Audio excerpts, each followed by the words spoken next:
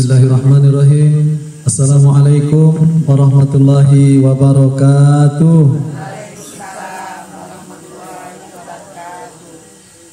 Alhamdulillahilladzi anzala as-sakinata fi qulubil mu'minin liyazdadu imanan ma'a imanihim. Asyhadu an la ilaha illallah wa asyhadu anna Muhammadan abduhu wa rasuluh. Allahumma shalli ala sayyidina Muhammad wa ala alihi wa ashabihi ajma'in, amma ba'du. Qala Allah ta'ala fil Qur'anil Karim, a'udzu billahi minasy syaithanir rajim. Bismillahirrahmanirrahim. Wa wassaynal insana biwalidayhi husna. Wa qala ta'ala wa qadara rabbuka alla ta'budu illa iyyahu wa bil walidayni ihsana. Imma yablughanna indakal kibara ahaduhuma aw kilahuma fala taqul lahumā uff wa la tanharhumā wa qul lahumā qawlan karīmā. Shadaqallahul azim. Yang saya hormati dan yang kita muliakan para panitia, yaitu dari Fakultas Dakwah dan Komunikasi Islam, Bu. Jadi selaku pelaksana kegiatan pengajian di Danau Wisata Religi Al-Azhar ini adalah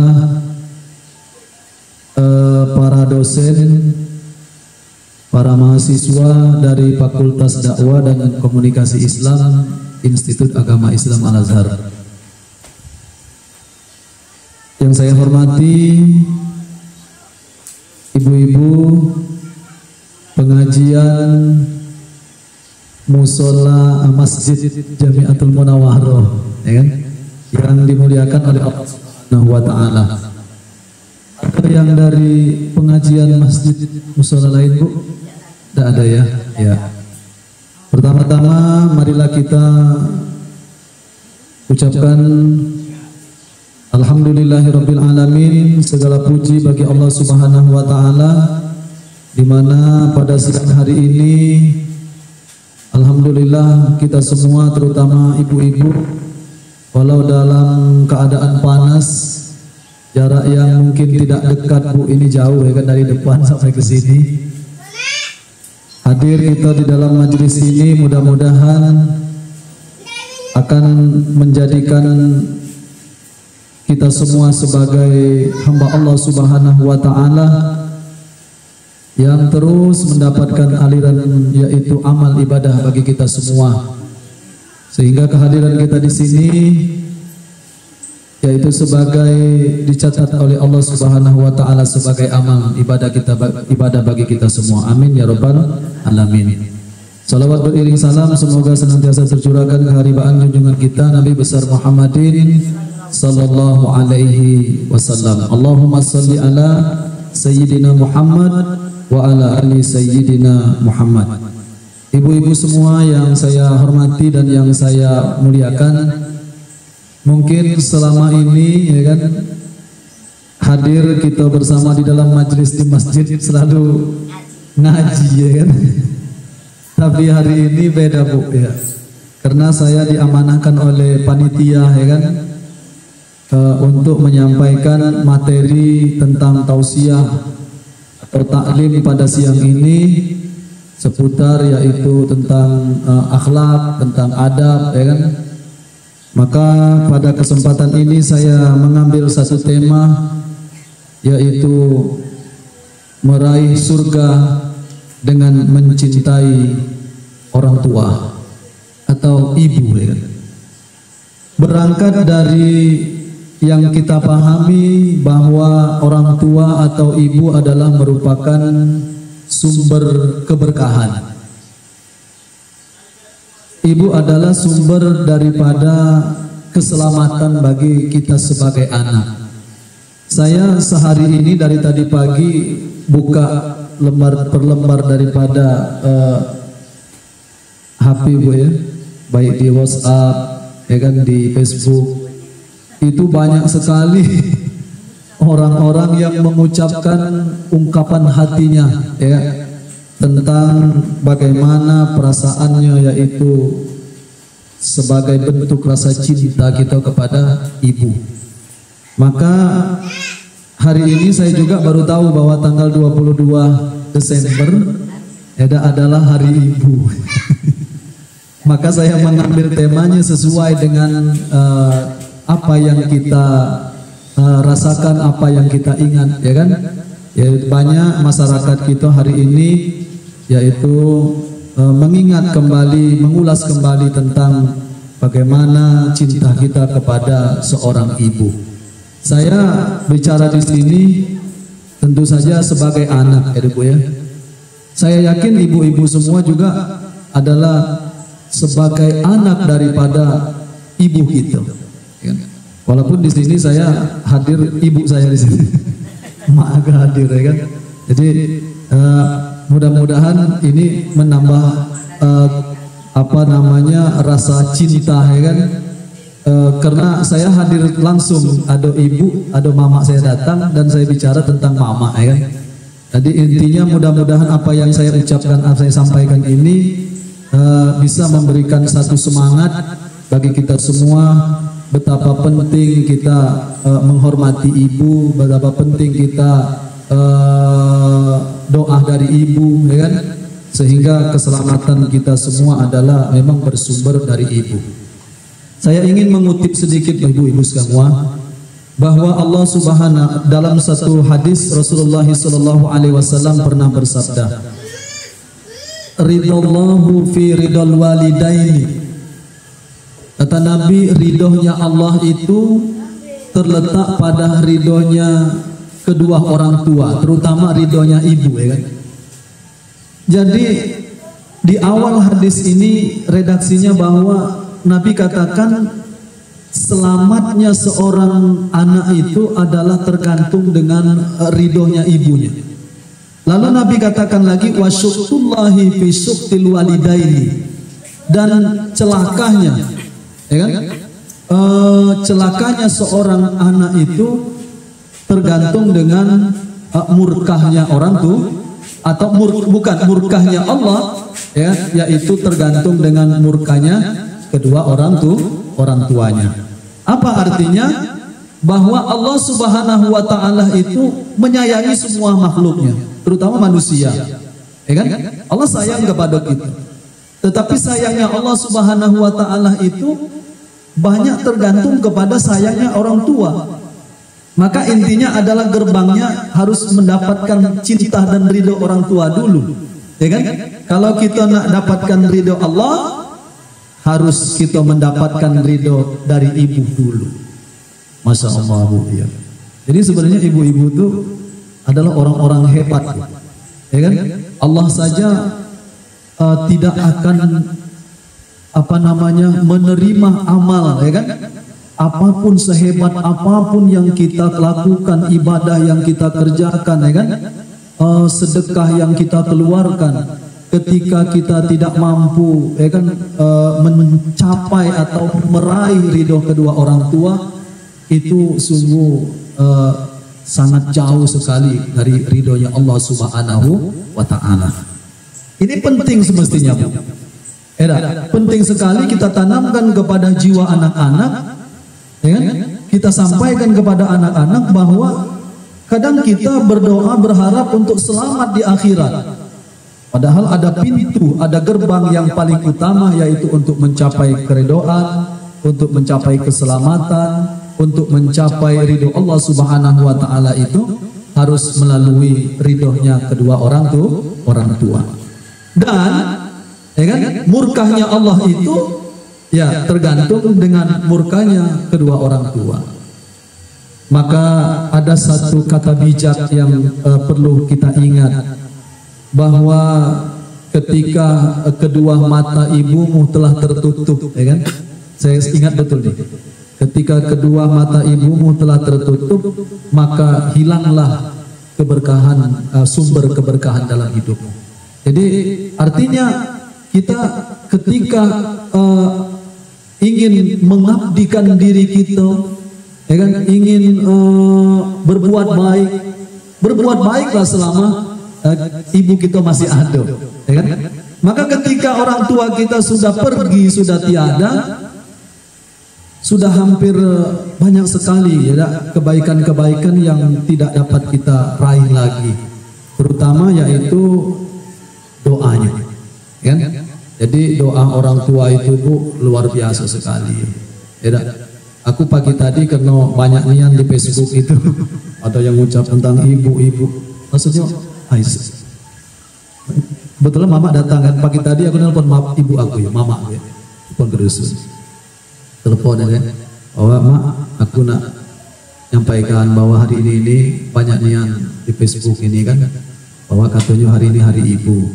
Meskipun ya rasa cinta, rasa sayang itu bukan hari ini saja Bu ya. Sebetulnya setiap hari kita adalah hari ibu ya kan, seperti itu. Tapi ungkapan ini sebenarnya untuk mengingatkan kita. Kadang-kadang satu momen, satu peristiwa itu diingat semakin menambah rasa ingat kita kepada sesuatu yang sangat penting dalam hidup kita. Maka saya bilang Bu, kenapa sebagai seorang mukmin hari ibu, hari ayah itu bukan hanya sekedar diingat dalam satu hari ya kan? Lalu setelah itu kita sibuk lagi dengan kehidupan dunia kita, sibuk lagi dengan kegiatan kita ya. Tetapi di dalam Islam itu sebenarnya kita sudah diajarkan, yaitu setiap kali kita, setiap waktu, bahkan dalam setiap doa kita itu kita diajarkan untuk mengingat ibu. Dalam doa itu Bismillahirrahmanirrahim, Allahumma gfirli wali walidayya warhamhuma kama rabbayani shaghira. Ya kan? Ya Allah, ampunilah dosa-dosa kedua orang tuaku. Ya kan? Maka seorang anak yang soleh dan solihah, di antara cirinya itu Bu, ya kan? Maka kalau kita ingat di dalam satu hadis yang disebutkan oleh Nabi, bahwa setiap anak Adam itu ketika dia sudah meninggal dunia habis. Dia nak sholat dah baca lagi, pahala puasanya terhenti, sedekahnya dah baca lagi. Tapi ada 3 hal yang akan terus mengalir walaupun kita sudah dalam meninggal dunia atau di dalam kubur kita. Yang pertama yaitu sodakotin jariyatin, sedekah jariah. Ibu-ibu pernah bantu masjid, pernah bantu musola, pernah bantu madrasah, pesantren. Itu semua ketika dipakai umat untuk kebaikan, maka terus kita akan mengalir pahala kita. Kemudian au ilmin yuntafa'u bihi, yaitu ilmu yang bermanfaat. Ilmu ketika kita sampaikan kepada orang lain, ternyata ilmu itu bermanfaat bagi orang lain. Bukan hanya ustadz, para guru ya kan, tetapi apapun ilmu Bu.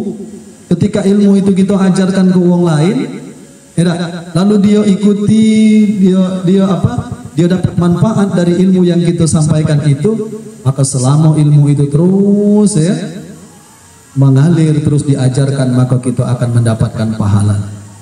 Dan yang ketiga ini, awaladin solihin yad'ulahu. Di situ dikatakan bahwa anak-anak yang solih, ya kan, atau solihah, ya kan. Tetapi makna di situ bahwa soleh dan solihah yad'ulahu, ya, anak-anak yang soleh, anak-anak yang baik, yang selalu mendoakan kepada kedua orang tuanya. Ya, maka kita dianjurkan untuk selalu mendoakan kepada orang tua. Maka kewajiban seorang anak terhadap orang tua yang bahkan telah meninggal dunia, sebagai bentuk ketaatan kita kepada dia, yaitu tadi doa, ya kan? Ustaz, saya juga barengi dengan sedekah. Kalau hari Jumat, saya niatkan ada duit 5.000, yang 1.000-nya untuk umakku, yang 1.000-nya untuk ayahku. Apa kok Bu ya? Ada duit 5.000 ya kan? Yang 1.000-nya untuk anak-anakku, yang 1.000-nya untuk suamiku, yang 1.000-nya untuk aku ya Allah. Insya Allah Allah Subhanahu Wa Taala tahu ya kan? Apapun yang kita niatkan itu. Maka ketika kita niatkan sedekah pun adalah merupakan amal ibadah yang paling terbaik, ya kan? Ya, bahkan saya pernah sampaikan bahwa berapa banyak orang-orang yang telah meninggal dunia dan di akhirat kelak ya, mereka itu meminta kepada Allah Subhanahu wa taala agar dikembalikan ke alam dunia. Untuk apa? Cuma untuk minta beramal soleh dan sedekah. Ya kan? Ternyata kullu ma'rufin shadaqah. Ya kan? Setelah dikaji lebih luas bahwa ya, apapun yang namanya kebaikan itu adalah nilainya sedekah. Ibu, hari ini kita sama-sama belajar. Ibu datang ke sini atas landasan kebaikan, hadir di sini itu sedekah. Ya kan? Saya diamanahkan untuk menyampaikan taklim ini, ilmunya ya. Itu adalah sedekah. Apalagi hal-hal yang misalkan kita memberikan santunan dan lain sebagainya. Ibu-ibu semua yang saya hormati dan yang saya muliakan, maka keselamatan kita itu adalah bersumber dari ridhonya orang tua. Ya. Maka ketika orang tua kita ridho, maka insya Allah Allah pun akan ridho. Di dalam Al-Quran Allah Subhanahu wa taala telah berfirman ya, bahwa sumber keridhaan itu dengan cintanya ya, mencintai kepada kedua orang tua. Di dalam Al-Quran Allah Subhanahu wa taala berfirman,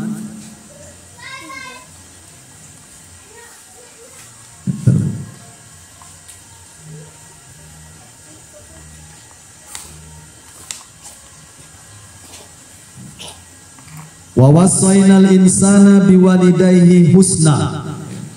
Di dalam ayat yang lain, wa qada rabbuka alla ta'budu illa iyyah wa bil walidaini ihsana imma yablughanna indakal kibara ahaduhuma aw kilahuma fala taqul lahumā uff.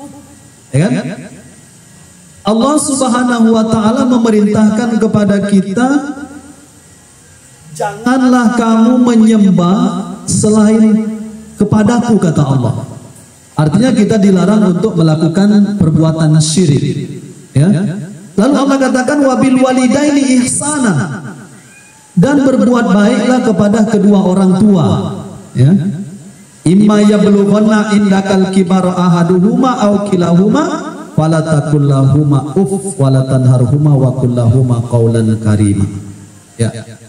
Jangan sekali-kali kita sebagai anak itu berkata ya kan?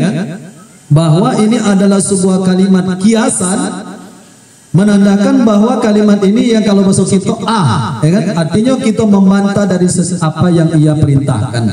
Maka sebagai seorang anak, kita tidak boleh membantah apa yang diperintahkan orang tua kepada kita. Bahkan sampai orang tua itu misalkan menyuruh kita untuk ke jalan yang sesat, ya kan? Kita juga tidak boleh berlaku kasar kepada keduanya. Kita tetap dengan perlakuan yang baik, ya kan? Sehingga kita tidak boleh menyakiti hatinya. Ya, artinya betapa pentingnya, ya kan? Kita mencintai dan menghormati orang tua itu. Ya, apalagi apa yang ia ucapkan, apa yang perintahkan itu adalah merupakan kebaikan. Karena, ya kan, sampai dia menyuruh untuk menyekutukan Allah saja, ya kan, misalkan, ya, kita tidak boleh berlaku kasar kepadanya. Ya, tetaplah kita dengan cara yang lemah lembut. Artinya, tidak. Ada yang seperti orang yang selama yang menjadi pembicara selama ini Saifuddin, ya, Ustaz Saifuddin, ya. Dia murtad, dulu ustaz, ya kan? Padahal anak-anaknya alim, Bu. Ya, dulu ustaz, ya. Tapi tidak tahu, ya kan, karena memang sudah jalannya, ya kan? Tapi anak-anaknya tetap melakukan kebaikan, ya kan? Tetap membujuknya supaya dia kembali kepada jalan yang benar. Artinya ini sebuah renungan bagi kita bahwa memang orang tua itu tidak boleh kita berlaku kasar sebagai anak, kita tidak boleh berlaku kasar kepada kedua orang tua kita. Ibu-ibu sekalian yang dimuliakan oleh Allah Subhanahu wa taala, maka sesuai dengan konteks apa yang kita bicarakan hari ini, ya kan? Mari kita renungkan kembali betapa kita ini adalah merupakan buah hati daripada orang tua kita. Maka pasti tidak ada orang tua yang menginginkan anaknya itu jauh hilang atau apa maksudnya tidak mendoakannya, ya kan, melupakan orang tuanya. Maka tentu orang tua itu menginginkan kita sebagai anak yang soleh, yang selalu mendoakan mereka walaupun sampai mereka meninggal dunia. Ibu-ibu semua yang dimuliakan oleh Allah Subhanahu wa taala, di dalam satu hadis yang diriwayatkan oleh Ibnu Majah, ya kan? Qala Rasulullah sallallahu alaihi wasallam, bahwa Rasulullah SAW pernah bersabda,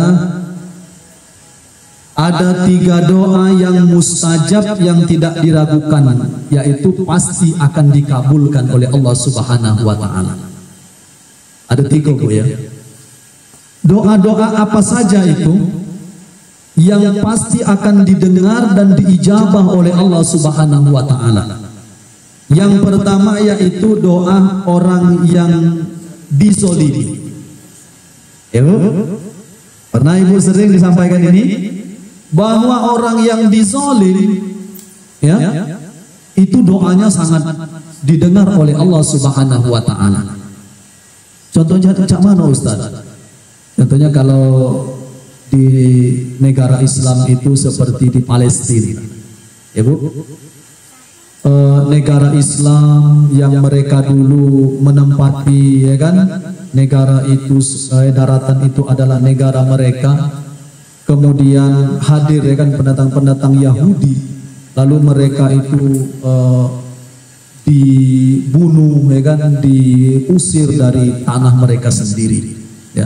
Nah, ini kita pahami bahwa orang-orang Palestina itu tidak bersalah, tidak ada salah, ya, karena mereka adalah orang-orang korban daripada kezoliman Yahudi. Maka hati-hati bahwa, ya kan, doa-doa orang-orang yang dizolimi itu sangat didengar oleh Allah Subhanahu wa taala. Maka saya ingat betul, Bu, ada kata-kata bijak kita sering nih, Bu, ya. Kalau ibu-ibu yang rajin lihat gawainya, api, sekarang ini banyak ada ilmu, ada hikmah, ada pesan, ada nasihat, ya. Jadi ketika orang yang kita sakiti itu dia diam, hati-hati loh, ya kan?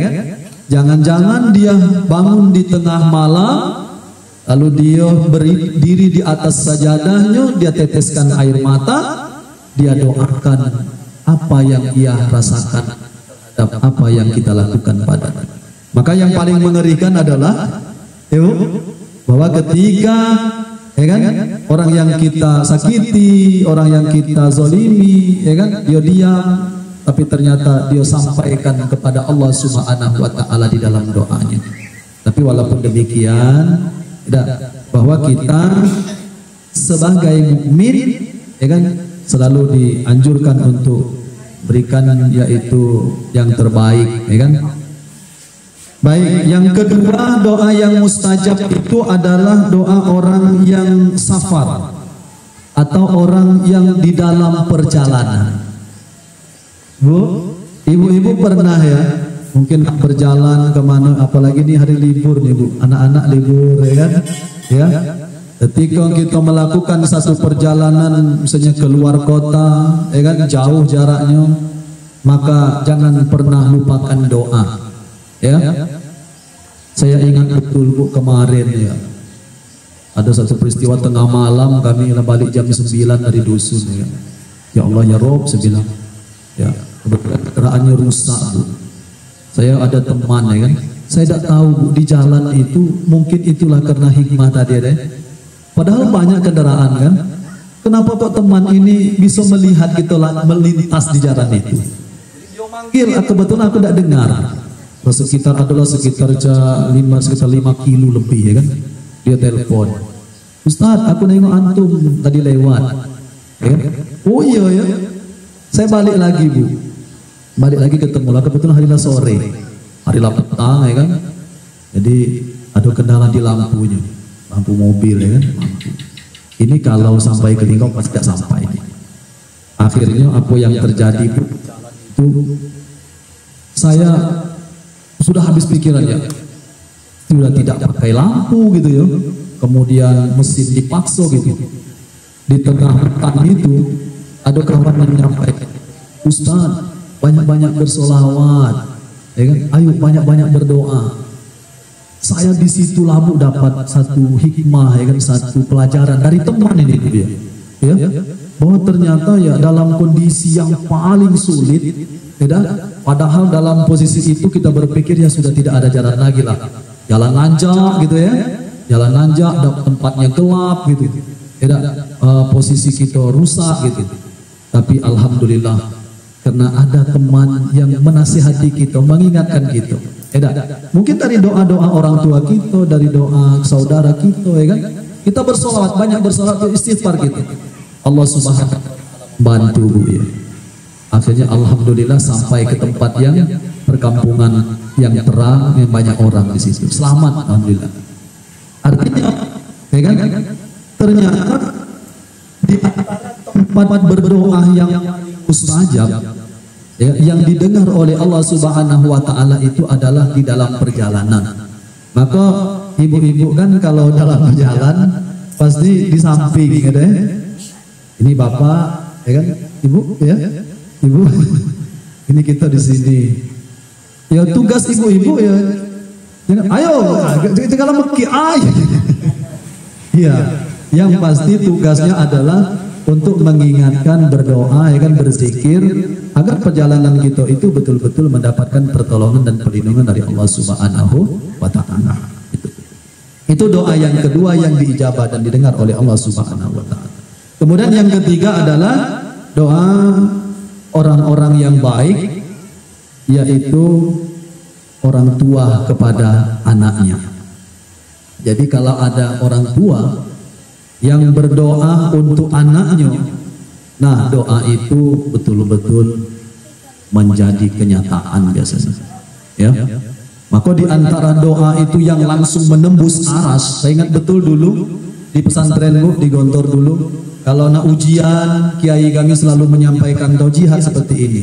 Anak-anak, kita jangan tidak boleh hanya mengandalkan otak, tidak boleh hanya mengandalkan hafalan, pengetahuan kita itu hanya 50%. Ya, 50%-nya adalah apa? Yaitu doa. Ya kan? Ternyata ikhtiar dan doa itu tidak boleh Bu dipisahkan. Maka ketika kita mengatakan saya sudah berusaha, saya yakin betul saya bisa, kita melupakan berharap kepada Allah, sombong gitu. Apa dikatakan? Ya kan? Berusaha tanpa doa, takabur, sombong. Berdoa tanpa usaha, sia-sia. Ya kan? Berdoa baik, tidak berusaha, ya itu, ya kan? Maka kita diperintahkan untuk berusaha. Sudah berusaha, berdoa, ya kan? Selanjutnya baru sisanya kita disebut dengan tawakal ilallah, serahkan semuanya kepada Allah.